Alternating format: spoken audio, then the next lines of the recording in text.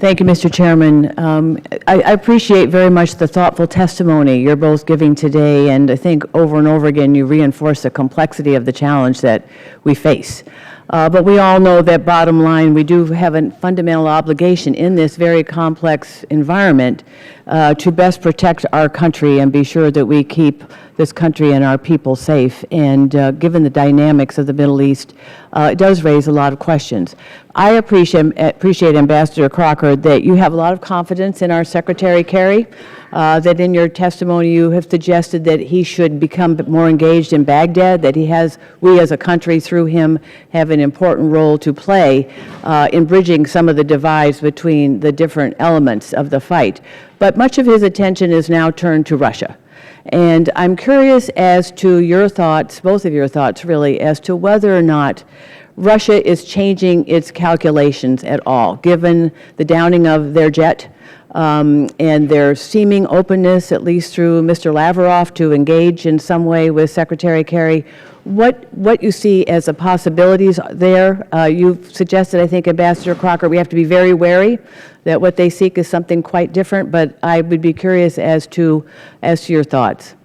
Is there a diplomatic option here, at least in the context of Syria, that at least might slow the outflow of and the humanitarian crisis that we're witnessing?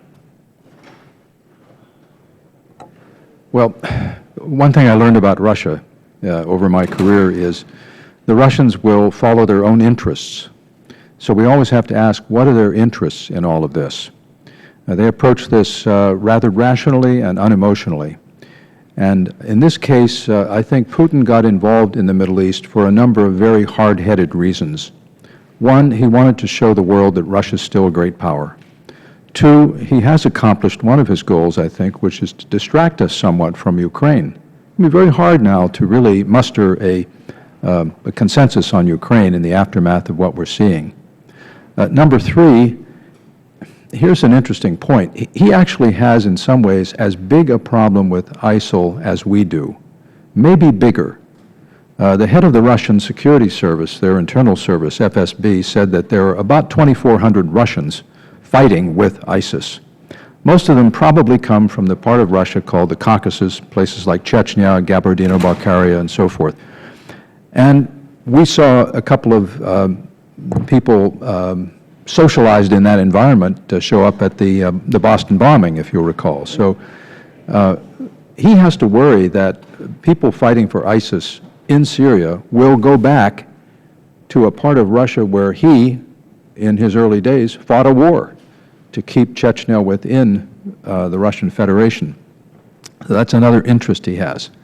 Now, whether this inclines him to be our partner in all of this is hard to gauge, but I think, here's the way I would think about it.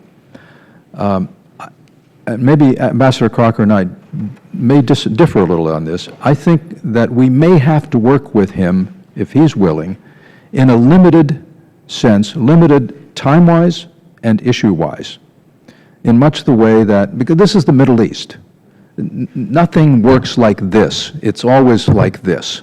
It's always a little crooked, a little off base. So in this case, we should have no illusions that we're making an alliance with him or anything like that. But if we can find a way to gain Russian cooperation without sacrificing too much of our own interests, I don't see that is counterproductive. And in my testimony, I said, I think it's going to be hard to get a political solution in Syria without Russian acquiescence or cooperation. I want to give Ambassador Crocker just a moment. I'm about out of time, but I appreciate your comments thus far. Well, I just wrap it up by saying that the Russians have sufficient influence in Syria that unless we find a way independently or through other means to destroy Assad, where we don't have to deal with that factor anymore, the factor of a Syrian government that has to be somehow brought to the table and managed through a transition, Russia's going to have some sort of voice in that, which of course is another interest of his, another reason why he went into Syria, to make sure that he didn't lose his base at Tartus and the land installation he has at Latakia. So that's my general perspective on this, which is proceed with caution, but get what you can in terms of interests. I'm sorry, Ambassador Crocker, we won't be able to hear you. Yeah. I bet we'll come back around to that question because it's a very important issue in solving all this. Mr. Turner.